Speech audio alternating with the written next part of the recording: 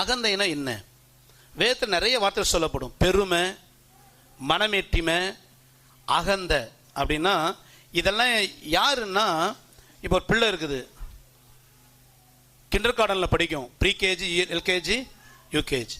அடுத்த பிள்ளை வளர்ந்து கொஞ்சம் படித்து எங்கே வருது? பிரைமரி ஸ்கூல் வருது, 5th ஸ்டாண்டர்ட் வர. அது முடிச்சதுக்கப்புறம் ஹையர் செகண்டரி போகுது, 6th நாளுக்கு நாள் பிள்ளை வளர். அதுபோல தான் பெருமை, மனமேட்டிமை, அகந்தங்கிறது கொஞ்சம் கொஞ்சமான பரிணாம வளர்ச்சி. ஒரு மனிதனுக்குள் உருவாகிற பெருமை தான் நாளுக்கு என்னவா மாறுது? மனமேட்டுமையா மாறுது. மனமேட்டுமை என்னவா மாறுது? இது 3 ஒன்று தானே பாஸ்டர், இது என்ன வித்தியாசம்? 3 ஒன்று கிடையாது.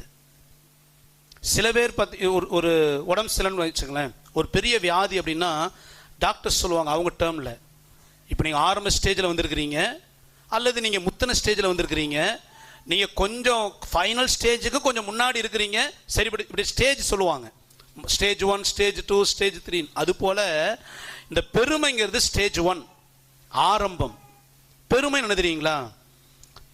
தனக்கு இருப்பதை குறித்து தன்னை பெரியவனாக எண்ணி அடுத்தவங்கள அற்பமா என்றது, அது பேர் தான் என்னது? பெருமை. நான் யார் தெரியுமா? என் அந்தஸ்து என்ன தெரியுமா? நீ எல்லாம் என்கிட்ட பேசுற அளவுக்கு உனக்கு என்ன இல்லை? தகுதி இல்லை. என் படிப்பு என்ன தெரியுமா? என் வசதி என்ன தெரியுமா? நான் வாழ்ற வாழ்க்கை எப்படி தெரியுமா? என் வருமானம் என்ன தெரியுமா?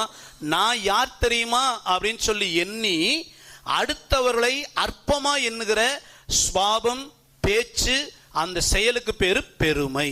அல்லேலூயா. எத்தனை பேர் புரிஞ்சிச்சு?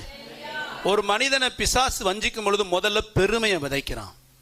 தேவன் கொடுத்த ஆசீர்வாதங்களை குறித்து ஒரு பெருமை, நான் யார் தெரியுமா? இந்த பெருமை என்ன பண்ணுன்னா நாளுக்கு நாள் வளர்ந்துகிட்டே இருந்துச்சுன்னா மனமேட்டுமையா மாறும். என்னவா மாறும்? மனமேட்டுமைனா என்னன்னா, முதல்ல ஆரம்பத்தில் நான் பெரியவன் எண்ணி அடுத்தவன் அற்பமா பேசுற அந்த சுபாவம் நாளுக்கு நாள் மனம் திரும்பாம வளர வளர காலப்போக்கில் யாரையுமே மதிக்க மாட்டாங்க. யாரையுமே. சில பேர் பார்த்தீங்கன்னா சின்னவங்களோ பெரியவங்களோ, பெத்தவங்களோ மற்றவங்களோ, வயசானவங்களோ அல்லது வாலி வயசு, யாரையுமே மதிக்க மாட்டாங்க. அவங்க பேச்சு, அவங்க பார்வை, அவங்க செயல்லாம் பார்த்தீங்கன்னா நீ என்ன சொல்றது, உன்னையெல்லாம் நான் மதிக்கணும்னு அவசியம். நிறைய பிள்ளைங்க பாருங்க, ரொம்ப வளர்ந்துருச்சு, ஒரு வயசு மீறிச்சு, வேலைக்கு போக ஆரம்பிச்சுட்டு பெத்தவங்களை மதிக்கிறது இல்லை. அதுக்கு முன்னாடி பெரம்ப கையில் எடுத்தாங்கன்னா முட்டில தோலை உரிச்சிருவாங்க. அதே பெத்தவங்களை பார்த்தா அப்படி நடுங்கின பிள்ளைங்க கொஞ்சம் ஒரு வாலி வயசானோடனே பெத்தவங்க, என்ன நீங்கள் எப்போ பார் பேசிட்டு இருக்கிறீங்க, நீங்கள் சொன்ன கேட்டுணுமோ? இதுக்கு பேர் தான் மனமேட்டிமை. என்னது?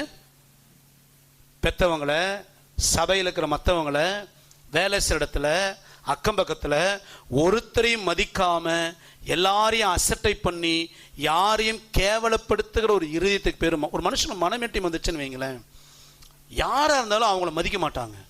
வார்த்தையினால் கேவலப்படுத்துறது, செய்கையினால் இந்த சுபாவம் நமக்குள்ள இருக்கான்னு நிதானிச்சு பார்க்கணும். நமக்கு ஆண்டவர் கொடுத்த ஆசீர்வாதம் குறித்து தாழ்மையோடு ஆண்டவர் நன்றி செலுத்தணும். ஒரு நபருக்கு அந்த ஆசீர்வாதம் இல்லை அப்படின்னா அவர்களுக்காக நாம் தேவசம் ஜெபிக்கணும், நம்மால் முடிந்ததை செய்யணும், அல்லது கம்முனாது இருக்கணும். ஒருபோதும் நம்மளை குறித்து பெருமையாக பேசுறது, இல்லாதவங்களை அற்பமாக பேசுறது பிசாசு நமக்குள்ள விதைக்கிற பெருமையின் ஆவி. அப்படி யாராவது இருந்தால் உடனே மனம் திரும்பிடுங்க. ஒருவேளை இந்த பெருமையின் ஆவி வளர்ந்து யாரையும் மதிக்கிறதே இல்லை, என்னை எல்லாருமே சொல்றாங்க அதான் அது ஒருத்தரையும் மதிக்காது அப்படின்னு பேர் நான் நிறைய வாங்கிட்டேன் பாஸ்டர். யாருக்கும் கொடுக்க வேண்டிய கணத்தை நான் கொடுக்கறது இல்லை, யாருக்கு கொடுக்க வேண்டிய மரியாதையை நான் கொடுக்கறது இல்லை, நான் எல்லாரையும் கேவலப்படுத்துறேன். அது மனமேட்டிமை. தயவு செய்து இதுலையாவது மனம் திரும்பிடுங்க. இந்த மனமேட்டிமைக்கு மனம் திரும்பலனா தான் இது வளர்ந்து என்னவா மாறுது?